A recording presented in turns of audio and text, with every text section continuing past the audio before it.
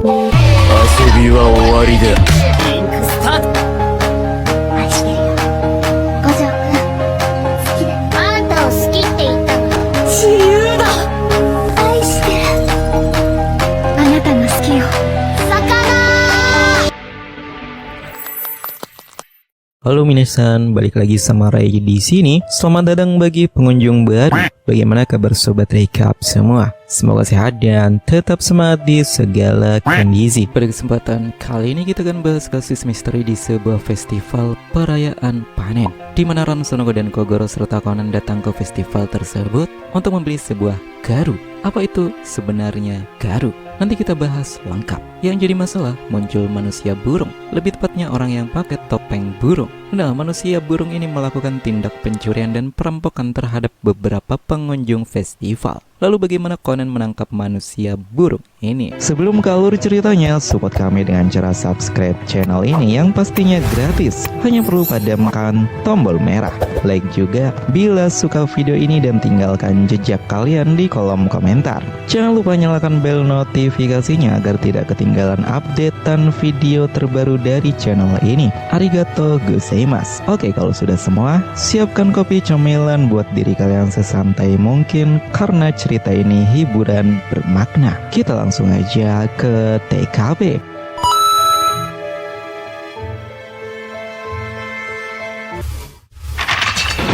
Sinawal cerita detektif Conan episode ke-592 sampai 593. Nampak di ruang klub karate. Ada Ran yang sedang berlatih. Tak lama datang seorang bernama Kazumi yang merupakan seniornya Ran, wanita terkuat dan terbaik yang bahkan Ran sendiri tidak bisa mengalahkannya. Ternyata tujuan Kazumi datang ke klub karate adalah untuk meminta latih tanding dengan Ran. Nampaknya Kazumi merasa penat usai ujian dan mengeluarkan semua kepenatannya dengan cara berantem sama Ran di klub karate. Scene berganti malam hari. Nampak grup Kogoro bersama Sonoko datang berkunjung ke sebuah acara festival burung yang diadakan di kuil Ranburi. Festival burung ini sebagian besar menjual benda yang disebut garu. Tentu saja Kogoro penasaran, Ran ingin membeli garu jenis apa, mengingat macamnya yang banyak sekali. Ran pun sempat terdiam. Lalu Sonoko menjawab bahwa Ran butuh membeli garu kemenangan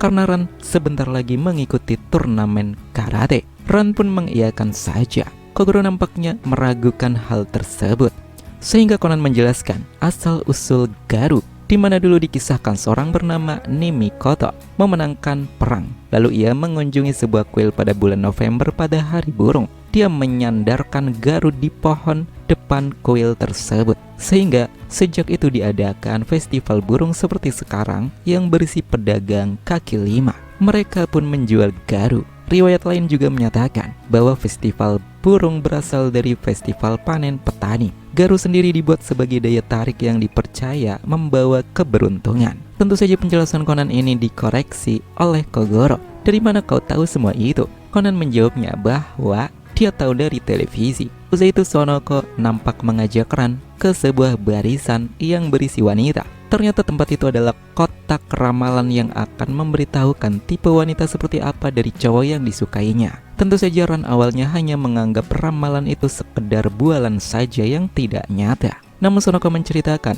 seorang teman kelas yang bernama Sawako, dia memberi testimoni bahwa setelah melakukan sesuai ramalan, Sawako berhasil memperdalam hubungan asmaranya. Ringkas cerita, Ran dan Sonoko sudah mendapat surat ramalan mereka. Nampaknya Sonoko terkejut dengan ramalan miliknya dan mulai membayangkan Makoto. Lalu Sonoko beralih merebut ramalan Ran yang awalnya ingin dibuka saat di rumah. Namun Sonoko membacakannya. Isi intinya, untuk menaklukkan pria kuno dan sensitif yang Sonoko rujuk ke Shinichi yang suka misteri dan memperhatikan hal kecil. Untuk menaklukkan hatinya, kau harus menghindari sikap keras dan tomboy, alias jadi wanita yang anggun dan feminim. Maka hubungan asmara kalian akan semakin erat. Nah, saat Sonoko beranjak ke toilet, terjadi hal mengejutkan. Seorang bertopeng burung memotong tali tas Sonoko dan merampok tas tersebut. Di saat itu Sonoko berteriak tolong kepada Ran karena pelaku berlari ke arah Ran. Ran pun memasang kuda-kuda karatenya. Namun terniang perkataan Sonoko mengenai isi ramalan berupa sikap keras dan tomboy. untuk dihindari, sehingga Ran mengendurkan kuda-kudanya. Alhasil si pelaku berhasil kabur. Tentu saja Sonoko sempat mengolok Ran, kenapa tidak menangkap pelaku itu? Karena sudah jelas Ran bisa menghajar si pelaku dengan karatenya. Keesokan harinya di kantor detektif, nampak Kogoro dan Conan nonton siaran berita mengenai perampokan di festival burung. Nampaknya polisi mulai bergerak untuk melakukan penjagaan di beberapa lokasi kuil. Selain itu, Ran diajak Sonoko mengunjungi lagi festival burung dengan tujuan menangkap manusia burung yang sudah merampoknya. Namun Kogoro nampaknya tidak mau ikut karena hal itu dianggap membosankan. Conan sendiri setuju dengan pendapat Kogoro kali ini. Pada akhirnya Ran hanya pergi bersama Sonoko dan Conan. Yang berbeda di sini, Ran memakai pakaian feminim dan pakai rok, sedangkan Sonoko yang biasa pakai rok kali ini pakai celana panjang.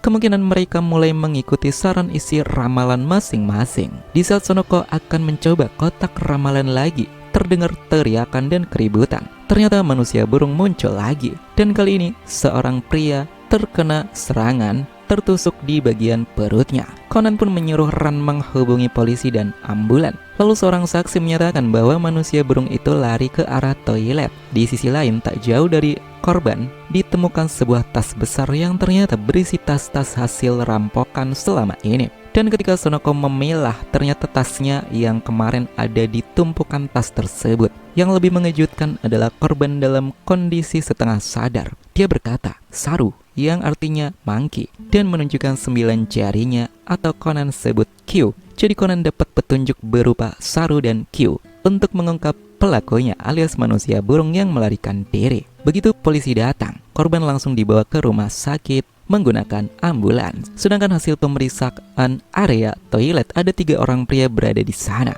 Mereka bernama Tatsuo, Hisami, dan Shinji. Tentu saja ketiga pria ini diinterogasi sebagai tersangka sementara. Namun hasil penyelidikan tidak satu pun bisa menjerat salah satu dari ketiga tersangka tersebut. Ran pun teringat kejadian kemarin saat disenggol pelaku yang melarikan diri membawa tas Sonoko, di mana salah satu kancing baju manusia burung itu terjatuh dan disimpan oleh Ran dalam dompetnya. Sayangnya hasil pemeriksaan ketiga tersangka saat ini maupun custom manusia burung yang ditemukan di toilet tidak ada jejak kancing baju yang terlepas, sehingga polisi menyimpulkan mungkin saja kancing yang ditemukan Ran hanya kebetulan saja saat tersenggol. Karena semua bukti tidak berkaitan dengan 3 tersangka, polisi pun terpaksa membiarkan mereka pulang usai mencatat identitas dan alamat mereka. Conan sendiri masih kebingungan dengan pesan yang ditinggalkan korban. Di saat itu Kogoro muncul. Tentu saja Ran bertanya kenapa ayahnya datang ke sana.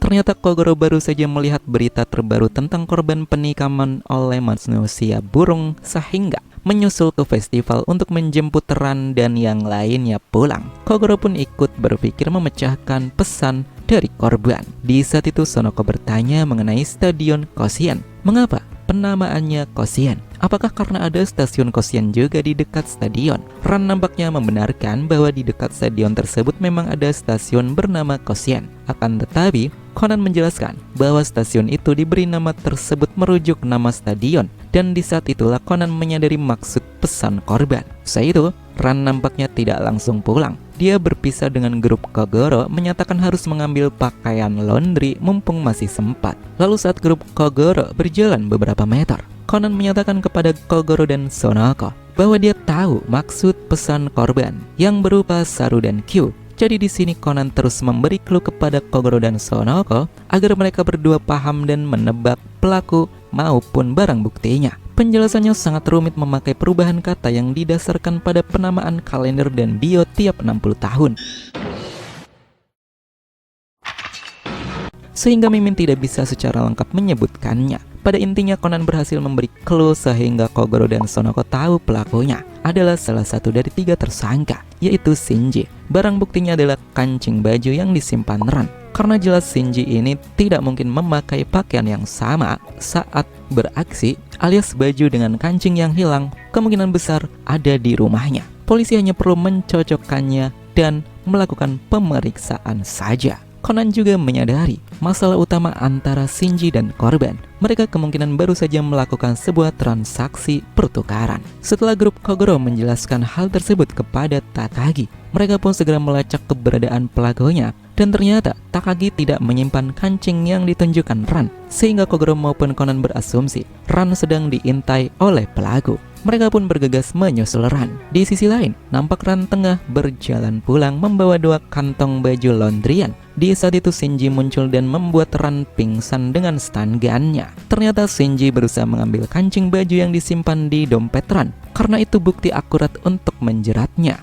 Tak lama Ran terbangun dan jelas tahu kalau Shinji ini manusia burung karena berusaha mengambil kancing baju yang disimpan oleh Ran. Shinji pun menjelaskan semua hal mengenai transaksi malam itu dengan korban yang ternyata telah mengetahui penggelapan dana perusahaan berdasarkan buku tabungan. Tentu saja korban saat ini tidak akan bisa bicara apapun karena dia hanya pegawai magang baru lulusan SMA. Kemudian Shinji mengeluarkan sebilah pisau sambil berkata bahwa dirinya terpaksa harus melenyapkan dan membungkam Ran karena sudah mengetahui semuanya dan melihat wajahnya. Lalu Shinji yang menemukan surat ramalan masih tersegel di dalam dompet Ran. Shinji pun membukanya dan membacakannya sebagai hadiah terakhir. Dari sini Ran sadar bahwa ramalan yang dibaca Sonoko sebenarnya miliknya, sedangkan milik Ran ditaruh di dompet alias masih utuh. Isi ramalan ini karena dia memiliki pikiran yang tajam. Untuk menaklukkan hatinya, jadilah dirimu sendiri. Jika kau berpura-pura menjadi feminim,